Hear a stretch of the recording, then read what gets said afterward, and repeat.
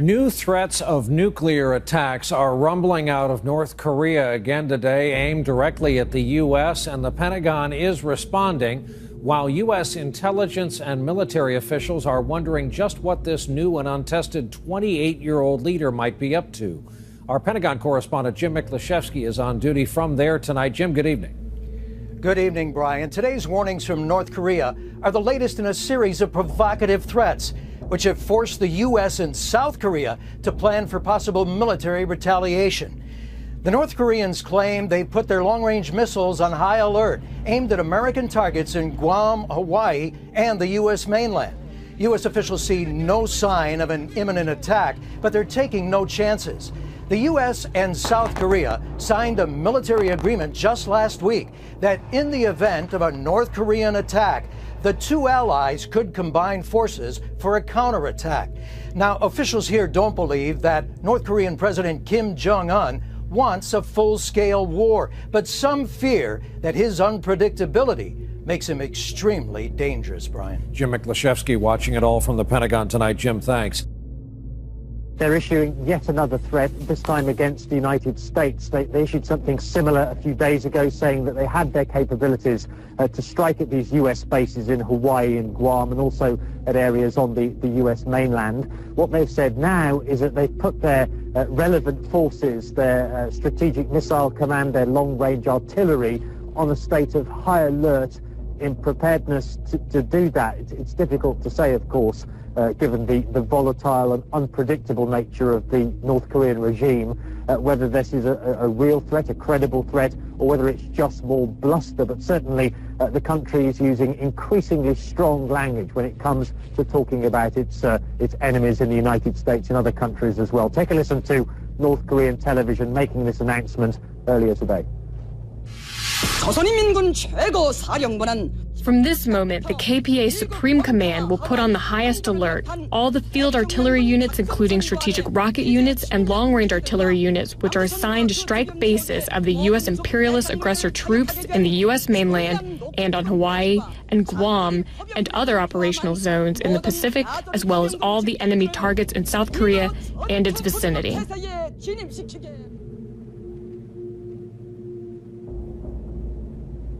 Well, Benita, North Korea appears to make these threats, this bluster, in response to perceived threats against it that it sees. And I think this one is in relation to an announcement by the United States and its ally South Korea, of course, both North Korea's enemies, that they've joined in a military alliance that would mean that the United States would join with South Korea in attacking the North in response to any attack on South Korean territory. Previously, it had been up to the United States to decide whether or not at its discretion to join in any South Korean response to a North Korean attack. Now they've formalized it in a military document, Benita.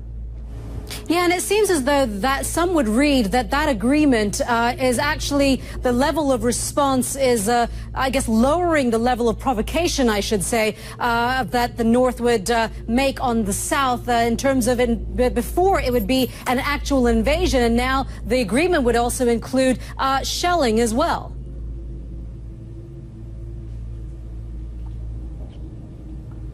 That's right. So potentially the danger is much higher of the United States being drawn into a conflict on the Korean Peninsula. But I don't for one second think that's the reason behind this agreement, this document. I mean, I'm sure that the hope is that this document brings to bear a deterrent effect on the North Korea to try and prevent them from carrying out a sort of small-scale attack on territory in South Korea, like they did on this place right here, Yongpyong. This island 3 years ago in 2010 was attacked by North Korean artillery posts. At least 4 South Koreans were killed, and they've been threatening in recent weeks to do the same yet again. It's hoped that the deterrent effect of having the United States legally bound to join South Korea in a response, if it's asked to do, may hold North Korea back from carrying out anything like that in the future.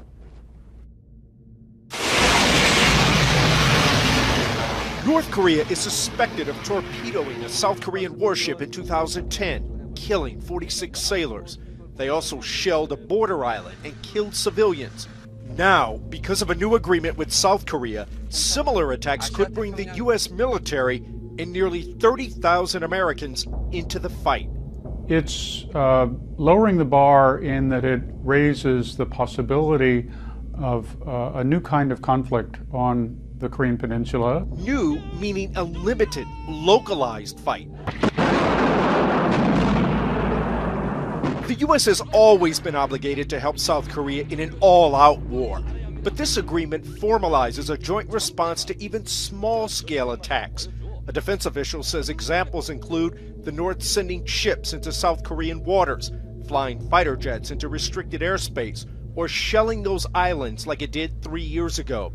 The official says South Korea would still conduct any initial response. The problem comes if North Korea then retaliates in turn and you have a spiral of escalation. There is the possibility, hypothetically, that things could get so serious that we would become involved. Retired General Walter Sharp commanded U.S. Forces Korea when the talks started on this new agreement. There's been, a lot of work done between the Republic of Korea and the United States on provocation responses. What should we do if North Korea does another kinetic attack? Sharp says there has been intense planning for the right response to North Korea's next provocation. That holds something at risk for Kim Jong-un so that he'll think twice before doing another attack.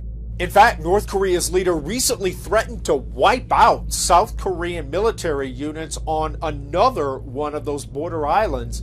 U.S. officials say they normally don't talk about agreements like this, but one of the reasons they are this time is to send a direct message to North Korea. Chris Lawrence, CNN, The Pentagon.